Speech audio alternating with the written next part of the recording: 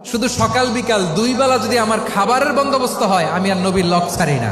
আমার আনসার সাহাবারা ক্ষেত খামারের কাজ করত, আমার মুহাজির সাহাবারা ব্যবসা করত, আর আমি নবীর সাথে সাথে থাকতাম। 5374টা হাদিস তিনি বর্ণনা করেছেন। সবচেয়ে বেশি হাদিস বর্ণনাকারী সাহাবী আবু হুরায়রা রাদিয়াল্লাহু তাআলা আনহু, বিড়ালের বাবা। কি করতেন? খালি হাদিস মুখস্থ করতেন।